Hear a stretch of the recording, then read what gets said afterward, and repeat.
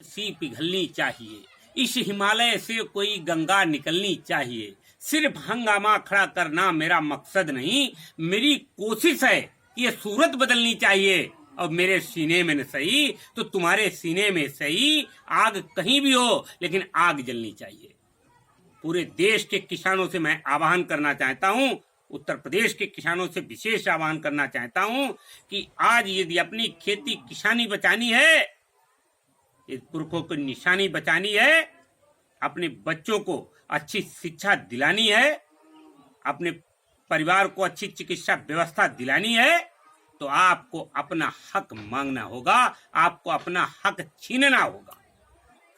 आज आपका गेहूं 16 रुपए और ईंट 8,000 रुपए।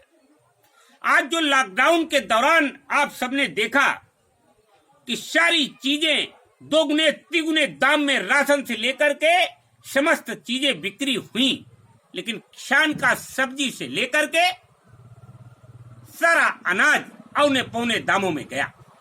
यहां तक कि सरकार ने भी जो खरीदारी की मंडियों में, वो भी दलाली की भेंट चढ़ गई। हमें स्वामीनाथन आयोग की रिपोर्ट का आज भी इंतजार है। हमें आज भी इंतजार है कि हमें हमारा हक मिलेगा। स्वतंत्र भारत के से अब तक अगर सबसे ज्यादा कोई चला गया तो वो किसान, और सबसे ज्यादा यदि देश को आगे बढ़ाने का काम किया तो वो किसान। क्योंकि लॉकडाउन में दिखा दिया गया कि किसान की ही बदौलत सब्जी से लेकर के दुग्ध उत्पादन तक सारे स्थिति किसान ने पूरी की। लेकिन किसान को जब हक की बात आई, जब उसका केसीसी ऋण माफ करने की बात आई, जब उसको ब्याज मुक्त ऋण देने की बात आई, जब उसका बिजली का बिल माफ करने की बात आई, तो सरकार ने मुंह तक खोलना उचित नहीं समझा। लेकिन जब वोट की बात आएगी तो जाति के आधार पर, धर्म के आधार पर यही तथाकथित लोग हम सबको छलने का काम करेंगे। हमें इससे बचना होगा।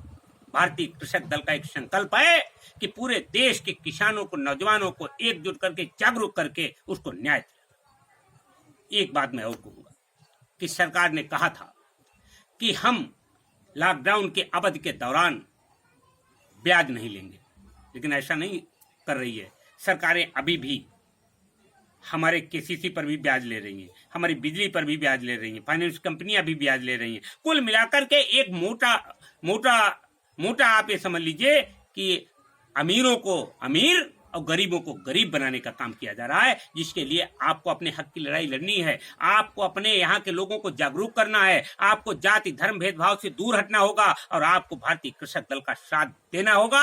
मैं विश्वास दिलाता हूँ कि 9 अगस्त गांधी के करो या मरो से लेकर के 2 अक्टूबर तक मैं पूरे देश को जोड़ने का काम करूंगा, और 2 अक्टूबर से पूरे देश में गांधी यात्राएं निकालने का काम करूंगा। सरकार को विवश कर दूंगा किसानों को और मध्यम वर्ग के साथ न्याय करने का।